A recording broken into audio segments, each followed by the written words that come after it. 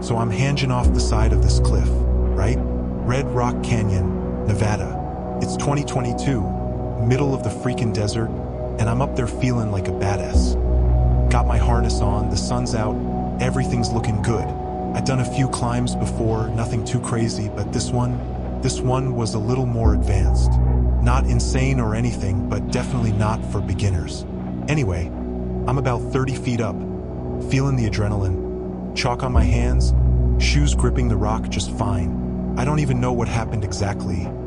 Maybe I misjudged a foothold, maybe I was too cocky, maybe I just got unlucky. But the next thing I know, my foot slips. I lunge for a hold, totally miss it, and then gravity does its thing. I fell straight down, 30 damn feet. Now, I didn't hit the bottom. I landed on a ledge partway down, but let me tell you, that didn't help much. The moment I hit that rock, I heard the crack, felt it too, like something deep inside me just snapped. I couldn't move, couldn't even scream at first. Just this blinding, gut-wrenching pain. Turns out I shattered my pelvis.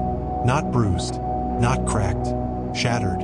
I was stuck there on that ledge, just lying on my side, sweat pouring off me, mouth dry as hell from the desert heat, trying not to pass out.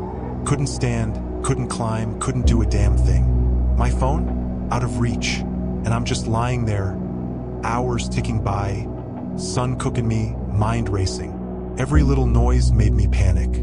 I kept thinking the ledge might give out or I'd shift the wrong way and make the injury worse. The pain was one thing, but the fear, that hit different. I didn't know how long I'd be there. I didn't know if anyone had seen me fall. I started talking to myself just to stay sane. Talking to the rock, the sky, anything. Eventually, some other climbers spotted me from below. I still don't know how they saw me. Maybe the sun reflected off my gear or something, but they called it in. Rescue team had to come out and get me, and that was a whole thing too. They had to lower themselves down slow, strap me up, and lift me out like a busted action figure. Hospital said it was one of the worst pelvic breaks they'd seen that year. Took months just to walk normal again. Still got screws in me. Still flinch when I stand on something above 4 feet. And man, I'll never climb again. Not after that. That canyon tried to kill me, and for a few hours I thought it was gonna. So there I was out in Moab, Utah, just me, my Jeep, and miles of red rock and desert air. This was back in 2012. I was big into off-roading back then. You know, the kind of guy who'd wake up at the crack of dawn, throw a cooler in the back, and disappear into the wild for the weekend. That desert was like a second home to me. I'd done the trails out there a bunch of times. Hell, I thought I knew him like the back of my hand. But that day didn't go how I planned. I was climbing up this narrow trail, deep in one of those desert canyons. Nothing too crazy, at least that's what I thought. But the ground was loose, and my back tire slipped. Before I even had time to react, the whole Jeep tipped and rolled. I don't remember much. Just the sound of metal crunching and glass shattering and the feeling of being thrown around like a rag doll. When everything finally stopped, I was upside down, crushed between the driver's seat and the canyon wall. My leg, it was pinned, completely smashed. I couldn't move, couldn't even scream at first. Just laid there, heart pounding, dust in my mouth, trying to figure out if I was dead. The pain hit next, not like a sharp pain, more like my whole body was on fire from the waist down. I looked down and saw my leg twisted under the roll cage, bent in ways no leg should ever bend. I knew right then I was in deep trouble, and here's the worst part, I was alone. No cell signal. No one knew exactly where I was. I was just stuck there, trapped in a wrecked Jeep in the middle of a desert canyon. I had a little water, no food, and nothing but the sound of wind and the occasional rustle in the brush. 12 hours. I was out there for 12 goddamn hours. In that heat, with that pain. Every minute dragged like it was an hour. I kept thinking about the wildlife. Cougars, snakes, whatever else might crawl out of the dark once the sun went down. I swear, I could hear things moving around me. I kept holding my breath, listening, waiting for something to pounce. My imagination was playing tricks on me. But out there, alone, you start believing anything's possible. The sun started setting, and I could feel the cold creeping in. That desert doesn't mess around. Burns you during the day, freezes you at night. I was fading in and out, trying to stay conscious, trying not to panic, telling myself someone would come, and somehow they did. A couple hikers, totally by chance, spotted the wreck from a ridge, called it in. I don't even remember the rescue crew pulling me out. I just remember waking up in the hospital, my leg in pieces, my body shaking from shock. They saved it, my leg, barely. Took months to learn how to walk right again. And mentally, I'm still not the same. That isolation, that helpless feeling, it stays with you. You never forget what it's like to scream for help and hear nothing but your own echo coming back at you. I still love the desert, but I never ride alone anymore. Not after that.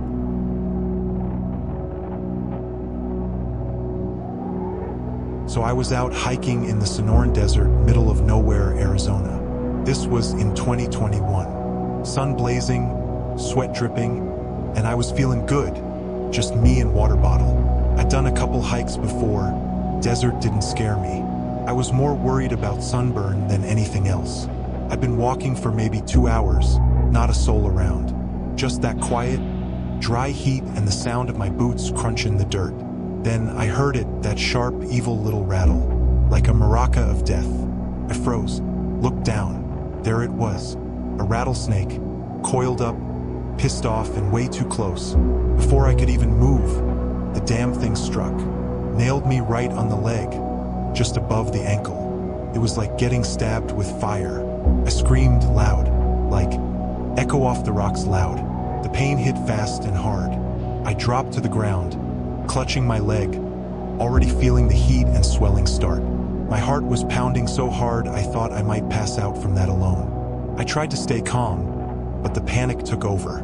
My legs started ballooning up, and the skin went all tight and shiny. Every second it got worse. I swear I could feel my muscle turning to mush. The venom was just eating through me, like it had its own plan. That's when I collapsed, part from the pain, part from sheer terror. I couldn't move. I couldn't think straight. Just laid there in the dirt, wondering if this was how I was gonna die. Alone, sweaty, and bitten in the butt end of the desert. Luckily, miraculously, a couple park rangers were already nearby on patrol. They spotted me on the ground, rushed over, and radioed for help while one of them started first aid. I barely remember what happened next, just flashes. Them sticking a needle in me, the burn of the anti-venom, my leg throbbing like a bass drum. I woke up in the hospital with half my leg wrapped. Doctors said I was lucky. The venom had caused some tissue necrosis. Basically, parts of my leg just started dying. I had to go through treatments to try to save as much of it as possible. The pain didn't stop for weeks, and the anxiety, that stuck around way longer. Every time I go outside now, I scan the ground like I'm in a war zone. That bite didn't just mess up my leg, it messed with my head. Still have nightmares where I hear that rattle and wake up thinking it's happening all over again. You never really forget something like that. So there I was, deep in the Atacama Desert, Chile of all places. 2015. I had this wild idea to go hiking out there. I'd read somewhere that it was the driest place on Earth. Barely any rain. Thought it'd be peaceful, quiet, maybe even kind of spiritual, you know? I was in this narrow canyon, just taking it all in. Sandstone walls rising up on both sides. Sky stretched out. Everything was dead silent. Not a sound. Just my footsteps crunching and the occasional breeze. I felt small, but in a good way. Then I heard it. At first, I didn't know what it was. Just this low, weird rumble. Thought it might be a jet or something far off. But the ground was shaking, and it was getting louder. That's when I realized it wasn't a jet. It was water, and not just a little trickle, a wall of it. Flash flood. Now let me remind you, this was a desert. I didn't even think flash floods happened there. But apparently, yeah, they do. When it rains even a little in the mountains far off, all that water rushes down into the low spots like this canyon I was in. And it rushes fast. I turned to run, but it was already too late. That water came tearing around the bend like a freight train, filled with branches, rocks, junk, anything and everything it could pick up. I tried to climb the wall of the canyon, but I slipped and fell hard, broke my arm, heard a crack in my ribs too. The flood hit me like a truck, cold, violent. I was tossed around like a rag doll, scraping against rocks, choking on mud and water, couldn't tell which way was up. Every time I tried to scream, I got a mouthful of water, thought I was gonna drown right there in the middle of a desert. Somehow, I still don't know how, I managed to wedge myself behind this big boulder. It blocked most of the water, gave me something to cling to. I was shaking uncontrollably. My arm was useless, ribs were creaked, and I was freezing, straight up hypothermia kicking in. I stayed there for hours. I don't even remember much, just flashes. The sound of water, my own breathing, pain, a whole lot of pain. Eventually, some rescue team spotted me from above. I don't know how they even found me, but they hauled me out with ropes. I barely remember the ride out of there, just being cold, broken, and scared out of my mind. I'll tell you this, before that, I never thought much about flash floods. Never even really knew what they were. But now, anytime I hear water rushing, even in a storm drain or something, my heart jumps. That desert tried to kill me, man, out of nowhere, just like that. So I'm out in the Nevada desert. This 2019, I remember because it was supposed to be this chill solo camping trip. Just me. I had my tent pitched up on this little patch of dirt surrounded by rock formations. Beautiful during the day, but dead silent and dark as hell at night. Anyway, that night, I crawl into my tent, zip it up, and knock out pretty quick. But then, middle of the night, I wake up to this weird noise. At first I thought it was the wind. You know how it whistles through the desert? But then I hear this scratching, real close, like right outside the tent. I'm half asleep, still trying to convince myself it's just a rabbit or something dumb. But before I can even sit up, something slams into the side of my tent. I freak out and then I hear growling, low, angry growling. Next second, the thing busts through the fabric and lunges straight at me. It's a coyote, a rabid one, foaming at the mouth, eyes wild and locked on me like I just walked into its den. I start kicking and thrashing, trying to shove it back, but it's fast and it's pissed off. It bites my arm, clamps down hard, and I feel its teeth go deep. Then it scratches across my chest, trying to get at my face. I finally grab my flashlight and start swinging it like a madman, hitting whatever I can. It yelps, backs off a bit, and I scramble out the ripped tent, bleeding, gasping, barely able to think. The coyote runs off into the dark after a minute, but I'm just standing there in the cold, with blood pouring down my arm, my heart pounding like a damn drumline. Had to drive myself to the nearest still bleeding, in shock, headlights cutting through nothing but desert and fear. Turns out the bites were bad enough to need stitches, and because they weren't sure if the coyote was rabid, I had to go through the whole rabies treatment. Shots in the arm, the stomach, all that. And man, even after my body healed, my mind didn't. Every snap of a twig, every shadow in the corner of my eye, I jump. Sleeping outdoors? Haven't done it since. That coyote took more than just a piece of my arm. Took my piece. So I was out in the New Mexico desert back in 2007, hot, dry, middle of nowhere. I was riding an ATV by myself. You ever ride one out there?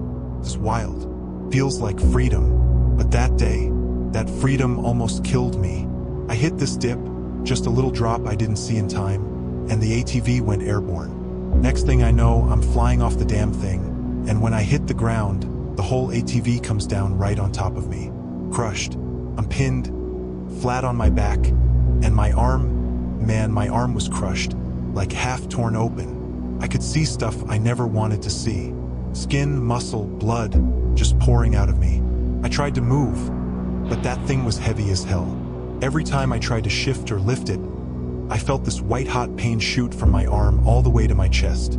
I screamed, but there was nobody around. No roads nearby, no houses, no cell signal. Just me, the sun, and a whole lot of sand. It was quiet too quiet. You start to feel real small out there. and I didn't have water, not even a damn bottle.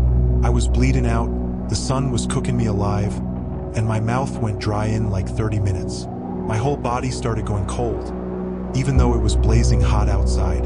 I remember looking up at the sky thinking, this is how it ends, in the dirt, alone. Hours passed. I faded in and out, totally losing track of time. Buzzards actually started circling overhead. I ain't even kidding. That's the part that really messed with my head.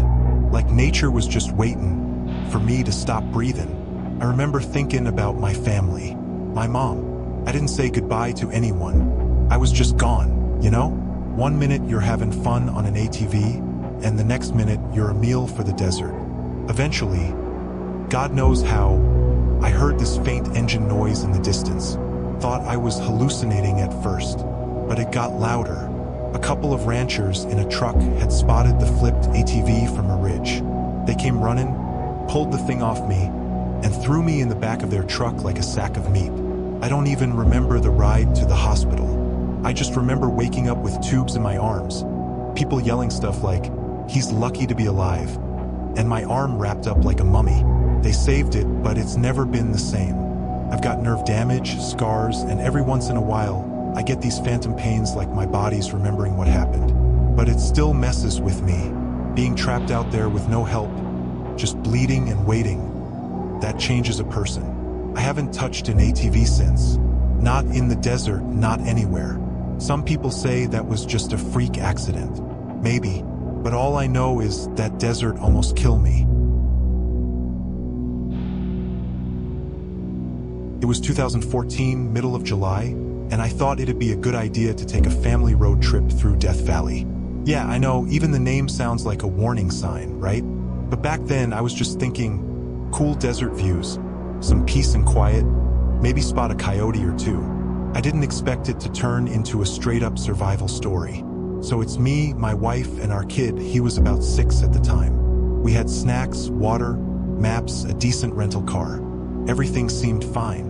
The car was holding up, the AC was doing its job, and we were cruising through that never-ending stretch of sand and sun, snapping pics, making jokes, vibing. And then, the car dies, just straight up shuts off. No warning lights, no sputtering. Dead. Middle of nowhere. No signal. No cars for miles. Just heat. First, we laughed it off. I popped the hood, poked around like I knew what I was doing. Spoiler, I didn't. We tried the ignition a dozen times, nothing. The sun kept climbing, and the inside of that car turned into an oven. You ever sit in a car in 120-degree heat with no AC? It's like being slow roasted alive. We rationed what little water we had, but it was gone by the end of the first day. My wife and I tried to keep it cool for our kid, but he could see it, we were scared. By the second day, we were all dizzy, lips cracked, skin peeling. We'd wrapped clothes around our heads, trying to block the sun, but it didn't help. Our kids started mumbling, drifting in and out. That's when panic really set in. We decided we had to walk for help. We thought there was a ranger station maybe 10 miles back. No clue if it was actually there. My wife and I took turns carrying our son. Every step felt like our legs were melting. The heat was unreal.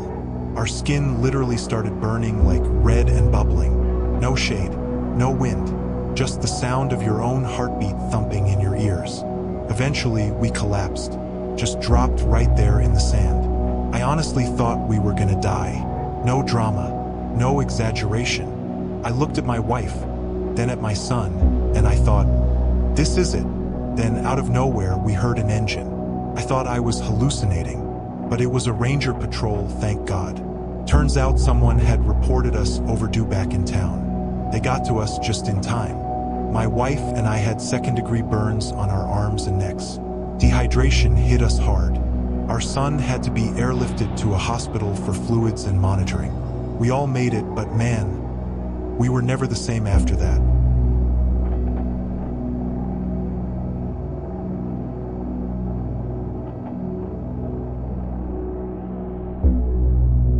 So back in 2011, I thought it'd be a great idea to go hiking alone in the Mojave Desert. Yeah, I know, dumb move. I'd seen a few cool pictures online, Thought I could just roll out there for a quick adventure. No real plan, barely any gear. Just me, a backpack, and a half-charged phone. First day started off fine. Hot, yeah, but I figured I could handle it. I'd done a couple trails before, but nothing like this. The Mojave ain't just hot. It's brutal. Dry, endless, and quiet in a way that messes with your head. No shade, no water. No signs of life except some lizards and buzzards flying way too low for comfort. Couple hours in, I took a wrong turn, just one. Thought I could loop back around. Couldn't. Everything started looking the same. Flat rocks, dry hills, dead bushes. I didn't even realize how off track I was until the sun started dropping, and I couldn't remember where I came from. I spent that night just trying to find anything. A trail, a road, a single damn cactus I might recognize. Nothing. And it got cold. That desert don't play. It bakes you during the day and freezes you at night. I laid down on some rocks, tried to sleep, but every sound felt like something creeping up behind me. Wind, coyotes, my own brain turning on me. Second day, the sun came up like a blowtorch. I was already low on water, but I didn't want to admit how bad it was. I kept walking, hoping I'd spot a ranger truck or even just another hiker. Nobody, just heat. At some point, I started seeing things, mirages or whatever. Little buildings in the distance, shade that wasn't really there. That's when the heat stroke hit. My head felt like it was exploding. I couldn't think straight. My skin was cooked, like literally burned. I'd stumble, fall, scrape myself on the rocks. My mouth was so dry I couldn't even swallow. My pee was like syrup. Sorry, I know that's gross, but it's real. My organs were literally shutting down from dehydration. By the third day, I could barely move. I was half crawling, half just lying there, letting the sun beat down on me. I remember talking to myself, or maybe to nobody. I was gone, out of it, whole body shaking, eyes swollen from the sun. I thought I was gonna die out there, like really die. Just some crispy, dried up skeleton found months later by a park ranger or a curious dog. But somehow, someone found me. A rescue team had been sent out. Thank God, and they spotted me sprawled out on a rock, barely breathing. I don't remember much after that. Just flashes of a water bottle, voices yelling, someone lifting me onto a stretcher. I woke up in a hospital, hooked up to all kinds of machines. They told me I had serious heat stroke, internal organ damage. My skin was messed up from sunburns and cuts. I looked like I'd been dragged through hell, and I felt it too. Not just physically, mentally. That isolation, the silence, the feeling like nobody was coming. That stuff stuck with me. So yeah, I survived. Barely. But I don't go near deserts anymore. That place almost took me. And honestly, I can still feel it trying.